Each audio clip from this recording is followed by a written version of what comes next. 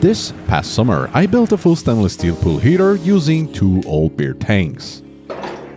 After 2 major upgrades, I managed to boost its heating efficiency by a whopping 125%. Not bad for someone who learns as he goes. So today, to wrap up the pool heater series, I wanted to test if, on a relatively sunny fall day, I could heat up the pool one last time before closing it for winter. With this test, I want to see if the heater can bring the pool temperature close to summer levels or not. It's hard. God, it's not off yet. Oh, and I want to know how good of a predator I would have been by playing with awesome tech. Get to the chopper! Yeah, that thermal imagery will make way more sense later. And finally, I want to talk about some of the flaws of the heater, make a few upgrades that some of you recommended in the comments, and see the aftermath of a full season running the heater. But first, ladies and mostly gentlemen, let me paint you the picture so you can understand how challenging this test is. We're in mid-October, and in past years, the pool would have already been closed for at least a month. As a Canadian, this time of year usually means chilly weather, and we've already had a few nights below freezing. Still, we do get the occasional warm sunny day at around 70 degrees Fahrenheit, and this next weekend happened to be one of those last warm fall days, perfect for the test. Unfortunately, I've been running the heater on leftover wood, and at this stage, those logs had more in common with cardboard than hardwood. Since I needed proper fuel for this final test, I came up with a clever pellet system and went to pick up 2 cords of wood. 2 cords is heavy, and I was pretty much at the limit of what my hairback trailer could handle. Maybe it's hard to tell, but I was pretty nervous on my way back, but we made it home safely. Thanks to the pallet system, I could bring 1 cord at a time to the heater without unstacking and restacking everything. Viny, just make sure to drop it somewhere flat, where the pile won't tip over when you're not filming. Yeah, ask me how I know. By the time all the wood was delivered, it was already Saturday noon. Time to start the heater for the first time of the weekend. The blower outlet looked clear enough to let air through. I think we're good to go. To be honest, starting the fire is my favorite part of the whole process. There's just something zen about it. Oh, and I better not forget to open the valves to send water to the heater and the ones on the chimney coil too. Yep, I added those because when it's not in use, I drain the coil to extend the copper's lifespan, because chlorine water is a toxic mix for copper. Right, let's see where we're starting at. Ooh, 63. Yeah, that's too cold for me. A few minutes later. Actually, 30 minutes later, we already gained 2 degrees. And the chimney coil is puking out plus 19 degrees. Man, we're golden.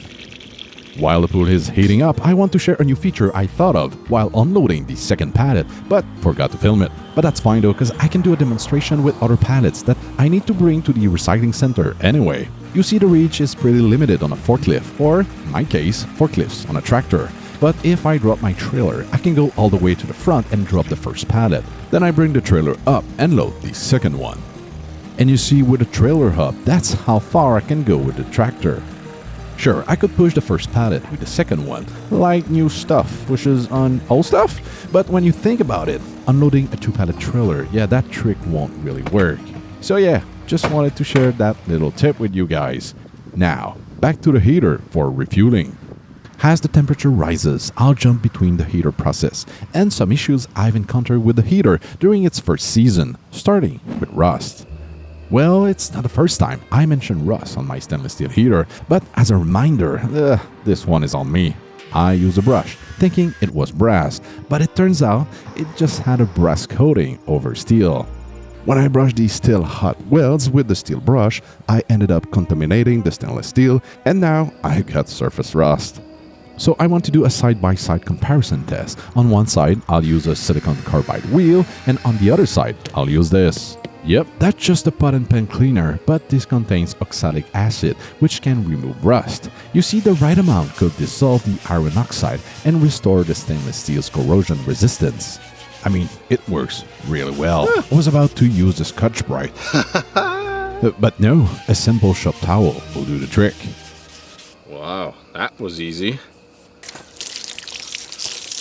So let's magically transport ourselves to next week. Well, actually, 4 weeks later. Because, yeah, times fly, man.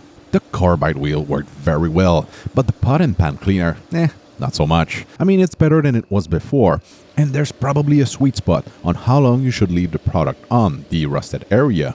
Too long though, and the acid could attack the chromium layer that gives stainless its corrosion resistance.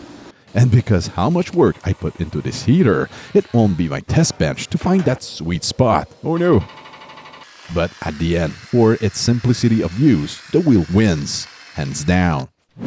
Speaking of rust, one morning I woke up to an half-empty pool. Yep, got a big leak. To be honest, I never really thought about it, but this fitting is only zinc coated, and in only, 2 months, the chlorine water poked a hole right through it. It's a bit silly, cause I actually have the same fitting in plastic, but I thought zinc would last a few years. No worries though, cause by the end of this episode, I'll be replacing this fitting, which supplies water to the chimney coil, with something even better. Okay, let's go back on the heating process to check how the fire is doing and see at what temperature we are. Fire's looking good? Man, I love this blower. Oh, it was on the last episode if you missed it. And for the temperature, We are 2 hours later. Yep. okay, that's plus 4 degrees, slowly creeping up. Been 3 hours now. Yeah, 69, I know. But please, feel free to write me any naughty comments, especially with what I'm about to say in 3, 2, 1. It's hard. Not the best choice of words, Viny, but yeah, getting the pool warm will be difficult. Caliste, c'est encore fret. After 6 hours, we're at, alright, 72.3, 9 degrees. Yet 9 degrees on a not so warm afternoon, that's about the average I've seen so far. But that's enough for today. I'll let the fire die down and pick it right back up tomorrow morning. We're the next day, and right now, I'm doing a pretty stupid thing for the first time. Maybe the expert eye could spot it. Let me know down below. And let's see with the blower.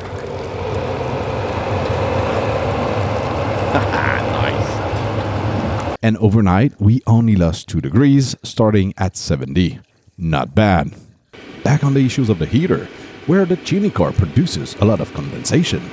So much that it drips right to the bottom of the chimney. At first, I thought I had a leak, so I cycled it without heat, and to my relief, the dripping stopped. It might prematurely rust the chimney steel, and it reeks like an overcooked grandma, but other than that, it ain't such a big deal. Time for a quick refueling before jumping into our next problem. I mean, improvement opportunity. The front door. Yeah, that thing is stupidly hot. And it could be an hazardous, so it could be a big problem when you consider that most of the heater outer skin is cold to the touch. Oh, wait, let me show you using my Predator vision. See, the door is scorching hot, and I'm going to do something about it. But first, let's talk about this incredible new toy I've got from Top Don. It's their new thermal imager, TC002C Duo. Ooh, beautiful. And you just have to install the app and voila. Okay, that's too cool.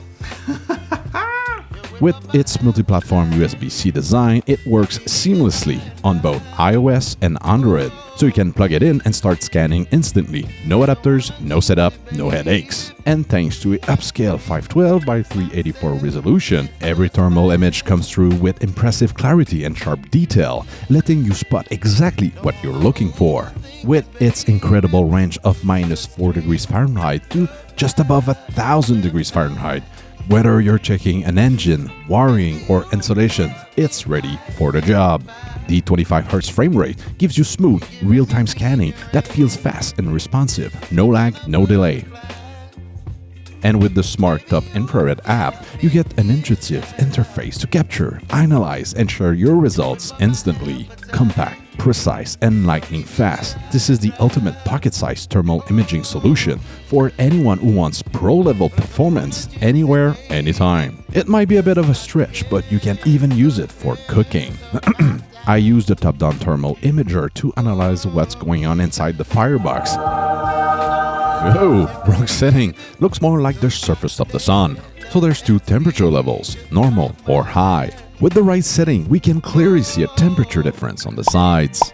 And it's probably caused by tar buildup. That sticky black substance, formed from condensation and soot, is likely reducing efficiency. I'll take care of that later in the video, along with the door overheating issue. Honestly, I don't see I could get that kind of data without this thermal imager. This little gadget right here just might be one of the coolest tools I've tested this year, so thank you TopDon for sponsoring this video. Right, remember when I said I did a stupid thing like 3 minutes ago? Yeah, so that's the outcome. Okay. What are you looking at? Well, that used to be that blue plastic bin. You see, usually during a summer weekend, I only run once the heater, so a plastic bin for cleanup is perfectly fine, but not when you're running the heater 2 days in a row, because ashes are still pretty hot and they melt the plastic. Well, time to get myself a proper steel bucket. Back on the heater, where we are. 3 hours later on the second day. 75. Now that we reached that temperature, it's time to prep the pool for a swim, which apparently needed some love. Yep, that past month has been so chilly we never even felt like going for a swim. We tried removing some leaves from the pool cover, but that was pointless.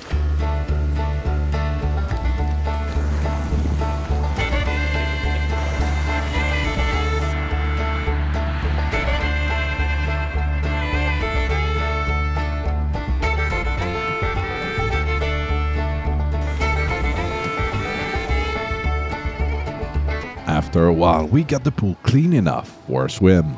But since it wasn't exactly warm outside, my son wasn't really feeling it. So I went in solo, like a true Canadian. No? Okay. And the max we reached was 79, an extra 9 degrees in almost a day of heating. Not bad, considering the day's high was only 66 degrees. Baldy Mermaid was enjoying his final swim of the season when suddenly his youngest arrived from her friend's place. Ha! Finally, I got my partner in crime back.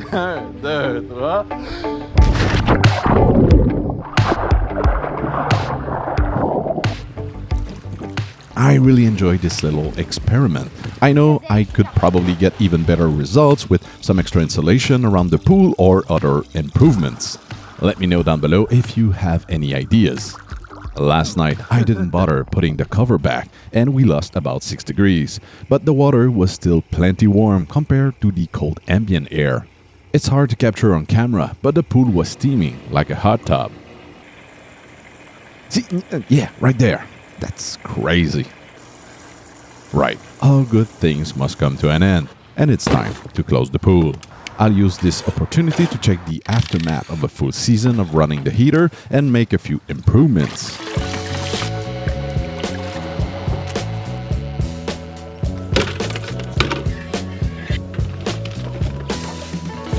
First up, the air blower manifold. I mean, it's been working fine, but let's see how much hash build up inside this tube. Oh wow, it's pretty full. Nah, it's half full.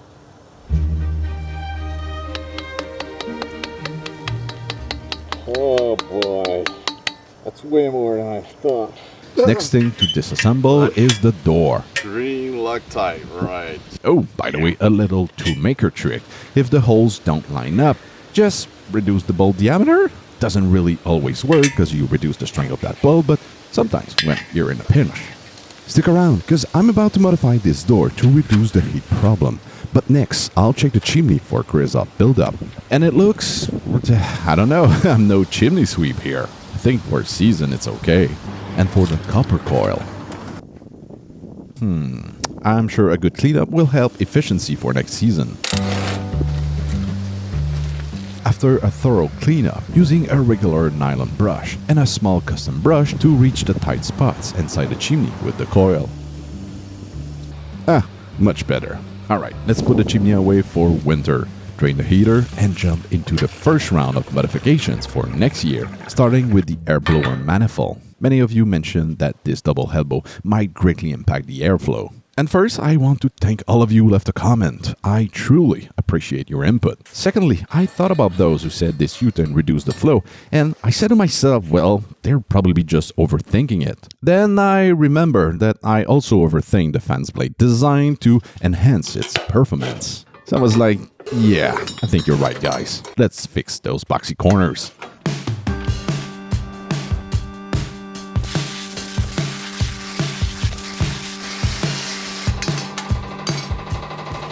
That's pretty neat. Good luck trying to do that oval-shaped mold in a press roll. I love this machine. Yeah. Okay, I only got that I love this machine, but I think I was saying that the CNC made an oval hole. Something impossible to do with a press drill.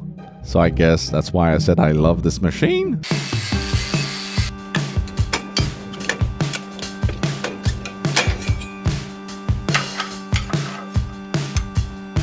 And using my new TIG setup. By the way, I worked hard on this video, and the algorithm gods didn't push this one like the rest of my vids. So after this one, if you want to see everything that went into this entire welding station, and of course the chair, link below.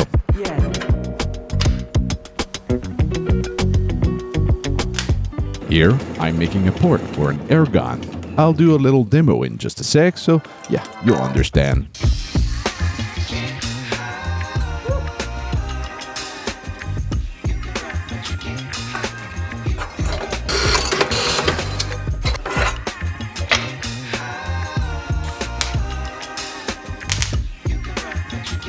From ugly, boxy, squarey, U-turny to a seductive and refined curve. And with the extra port. Even if it doesn't increase the flow. I really enjoy making this curved square pipe. So again, thanks for your comments. And for the test, I'll use wood dust.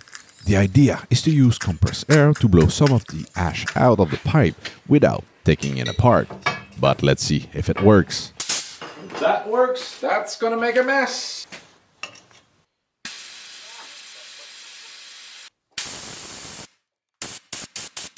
And it made a mess. But worked pretty well. The pipes is pretty much empty, except at the end where the dust got compacted. This trick won't replace a proper cleanup, but it's quicker to do and gives pretty good results. So let's reinstall the manifold and check if we gain any flow from the curved elbow. Just like this summer, I'll run the flow meter just above the manifold and check for max air speed. And we've got 7.2, 0.4 above the previous summer's reading of 6.8. I mean, that's a gain. I'll take it. The next thing I want to improve is heat transfer efficiency, and the tar buildup is probably limiting that. I don't have a perfect solution for eliminating the tar completely, but what I can do is build something to scrape it off.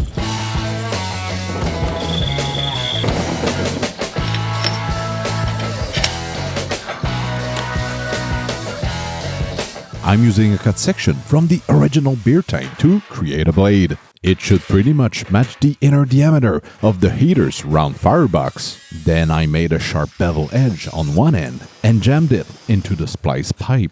Viny, it's fixing the blade, then making the beveled edge, not the other way around. And using a stainless steel brush. Yep, learned my lesson here. I completed the scraper shovel thingy. Scraping the tar will be easier once I light a fire in the heater to soften it a bit. But because the heater is winterized, I'll do a little test removing paint droplets on my welding table. Nice. And with this fire poker I made last summer, I got the right tools for next season. Up next, the blazing hot door. A lot of you recommended insulating the door using ceramic fiber, just like I did on the bottom chimney. I went as far as ordering the roll, but I changed my mind because I found a way to send water without welding new inlet and outlet ports to the heater. By the way, little reminder here, I apply a pool epoxy coating inside the heater because I didn't purge the inside chamber with argon while welding it, so oxidation could have formed and the epoxy was to protect these backside welds from rusting. Yeah, stupid noob mistake. meaning welding any new pipes to the heater will definitely damage that protective layer. But using these pipes, I could build a wide fitting to get water from the heater's inlet, and the door's return line will directly feed the chimney coil, probably boosting the water's temperature coming out of the coil even more. Like 2 stones, 1 bird. Wait. But because the door needs to open, I'll use flexible 5/8 rubber hose between the different connection points. Right, now I just need to make it happen.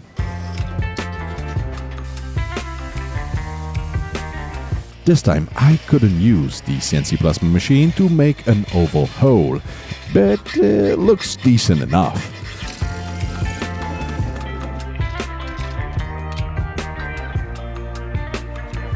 And once again, the welding table has proven to be a real game changer during welding. With the 2 pipes welded, no, I'm not going to do a close-up on those welds, because welding stainless steel is an art I haven't fully mastered yet, and yeah, these will probably leak. Regardless, to create that pocket of water, I'll add a rear backing plate. I just need to keep it where the shape of the door is perfectly round, somewhere in that bend radius, but far enough that it will cover the 2 holes. Because you see, while I'm spinning the door, that edge is far from being round. And the moment of truth. Oh, thank you. Well done, Viny. Well done. A little longer than a few minutes later. So I made the notch and added that tapered piece of pipe. It almost looks like it was intended. I mean, no one has to know it was a mistake, unless this video gets a ton of views, which I doubt. But please like and comment, that helps like a bunch. Much later. And there it is. Well, no weld porn here, but it looks decent enough. Being pretty is one thing, being leak-proof is the real deal here. And with a few fittings, I was able to send about 30 psi inside the door chamber. I'm gonna show you what I'm seeing. It's a freaking diaphragm.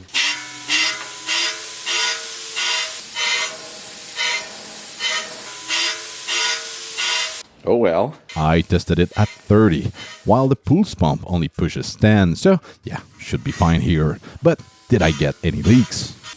1, 2, 3, 4, 5, 6, probably 7. Yep, 7. Oh, of course. Guess rinse and repeat. So will the second test finally be leak-proof and without any explosions? I guess not. That fitting is just too worn out and it's disconnecting, but that's my weakest link. That's a safety feature. After a bit more of this and a bit more of that, I finally got it leak-proof. And it's holding 10 psi. While I was at it, I also checked the white fitting. And FYI, I capped the 1.5-inch pipe with duct tape. To my surprise, that tape can actually hold some pressure. But of course, I still had one tiny leak, which meant more of this and more of that. Right, redemption time for the pot and pen cleaner. Could it remove that golden finish from the door? Soon after. And voila! Not really. I really try hard with the cleaner, but as you know, we're always just a grinder away from success. And a sender too. And now it's back to looking new. Right, final install, and I'm sure everything will fit together nicely. Non! Moi, je suis pas interférent. Je peux pas être interférent. Je suis interférent. Non! Oh! Oh non, je passe! The bottom outlet is freaking close to my new manifold's elbow. Like not even a finger would fit. And with the white fitting install, I plugged the first rubber hose to the door, followed by the return line that will directly feed the copper coil in the chimney at the back end. I can't wait to test this new feature next summer. The door will now be safer than ever to open and close. Plus, I think the heater looks even more like a mad science project, and I love it. Right, I'm Viny. Hope you enjoyed this pool heater series, and see you on the next project, which, honestly, I have no freaking clue what it will be. Ah, shit.